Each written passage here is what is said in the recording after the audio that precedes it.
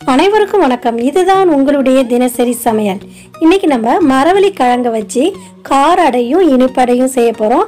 இதுல மரவள்ளி கிழங்க நம்ம அரைக்க போறதில்ல, துருவி போட போறோம். அதனால ரொம்ப மொறுமொறுப்பா இருக்கும். இந்த கார அடையும் இனிப்படையும் எப்படி செய்யறதுங்கிறது இன்னைக்கு வீடியோல பார்க்கலாம் வாங்க.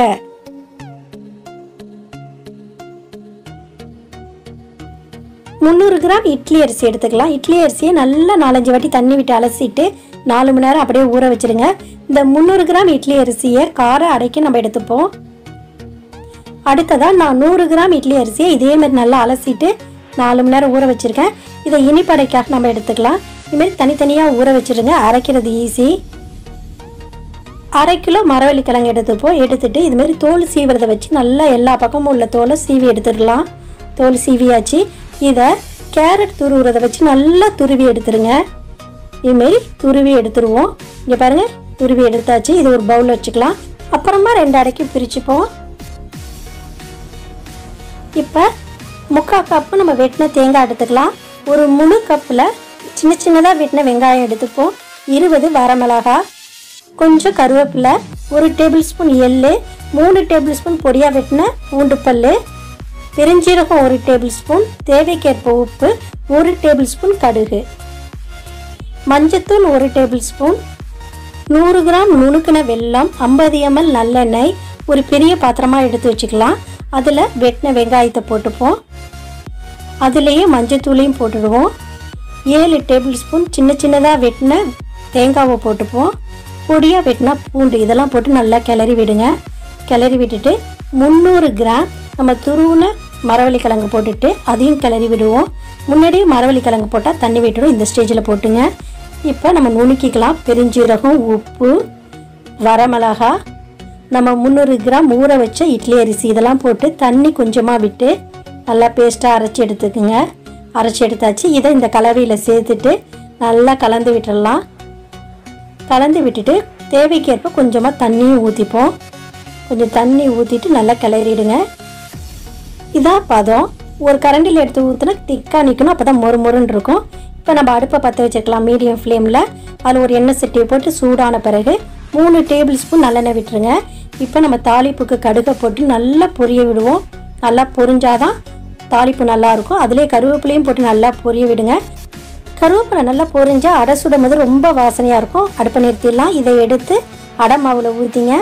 கார அடை மாவில் ஊற்றி நல்லா கிளறி விட்டுருவோம். இப்போ இனிப்பு அடைக்கு ரெடி பண்ண போகிறோம். மிக்ஸி ஜாரில் 100 கிராம் அரிசியை போட்டுக்கலாம். ஊறின அரிசியை கொஞ்சமாக உப்பு சேர்த்துங்க. கொஞ்சம் தண்ணி விட்டுருங்க. விட்டுட்டு நல்லா பேஸ்ட்டாக அரைச்சிக்கலாம். நான் 200 கிராம் துருவுன்னு மரவள்ளி கிழங்கு வச்சுருக்கேன். இதில் அரைச்சி அரிசி மாவு ஊற்றிக்கலாம். ஊற்றிட்டு 2 டேபிள் ஸ்பூன் வெட்டின தேங்காவையும் போட்டு நல்லா கிளறி விடுவோம். இதை கிளறி வச்சுட்டு அடுப்பை மீடியம் ஃப்ளேமில் வச்சுக்கலாம். அதில் ஒரு எண்ணெய் சட்டியும் நம்ம போட்டுட்டு சூடான பிறகு நம்ம நுணுக்கின வெல்லத்தை போட்டுப்போம். இந்த நுணுக்கின வெல்லத்தில் 1 டேபிள் ஸ்பூன் மட்டும் தண்ணி விடுங்க. ரொம்ப விட்டுறாதீங்க. விட்டுட்டு இதை உருக்க மட்டும்தான் போகிறோம். பாகு கலர போகிறதுல நல்லா கிண்டி விடுங்க. கிண்டிட்டு கொதி வந்தோன்னா உடனே அடுப்பை நிறுத்திடலாம். நிறுத்திட்டு நம்மளோட ஸ்பூனால் மட்டும் இதை நல்லா மசிச்சு விடுங்க. கரையிட்டோம். கரைஞ்ச பிறகு எடுத்து ஒரு வடிகட்டியில் நம்ம வடிகட்ட போகிறோம். எல்லாம் கரைஞ்சிருச்சு. இப்போ வடிகட்டியில் வடிகட்டிட்டு சின்ன சின்ன கல் மண்ணெல்லாம் நம்ம வடிகட்டி எடுத்துடலாம். எடுத்தாச்சு. இதை அப்படியே ஆற விட்டுருங்க. இப்போ அடுத்தது எள்ளை பொரிச்சிக்கலாம். மீடியம் ஃப்ளேம் அடுப்பை வச்சுட்டு எண்ணெய் சட்டியில் எள்ளை போட்டு நல்லா பொரிய விடுங்க. நல்லா வெடிச்சு வரட்டும். அப்போ தான் வாசனை சூப்பராக இருக்கும். இப்போ அடுப்பை நிறுத்திடலாம். இந்த பொரிஞ்ச எள்ளை எடுத்து ஆற விட்டுட்டு நம்ம மாவில் போட்டுடலாம். மாவில் போட்டுட்டு நல்லா கிளறி விடுங்க. இப்போ உருக்கின வெல்லத்தை இதில் கலந்துக்கலாம். கலந்துட்டு நல்லா கலந்து விடுங்க.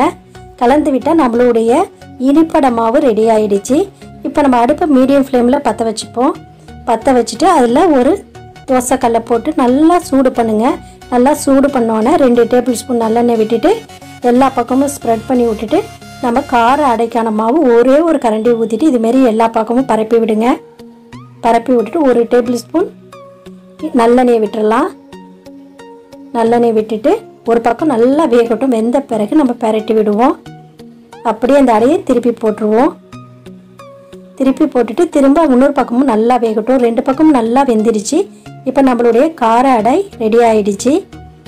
சூடான மொறுமொறுப்பான கார அடை ரெடி ஆகிடுச்சு. அடுத்தது இனிப்படை செய்ய போகிறோம்.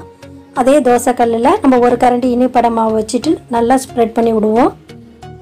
எல்லா பக்கமும் ஸ்ப்ரெட் ஆன பிறகு 1 டேபிள் ஸ்பூன் நல்லெண்ணெய் எடுத்து விடுவோம். நல்லெண்ணெய் விட்டுட்டு ஒரு பக்கம் நல்லா வெந்த பிறகு பரட்டி விடுங்க. பரட்டிட்டு 2 பக்கமும் நல்லா வேகட்டும். 2 பக்கமும் நல்லா வெந்துடுச்சு. இப்போ நம்மளுடைய மொறுமொறுப்பான இனிப்படை ரெடி ஆயிடுச்சு. இன்றைக்கி நம்ம மரவள்ளி கிழங்க வச்சு ரொம்ப மொறுமொறுப்பான டேஸ்டியான ஹெல்த்தியான கார அடையும் இனிப்படையும் செஞ்சுருக்கோம். இது உங்கள் வீட்டில் செஞ்சு பாருங்கள். எப்படி இருக்குங்கிறத எனக்கு கமெண்ட் பண்ணுங்கள்.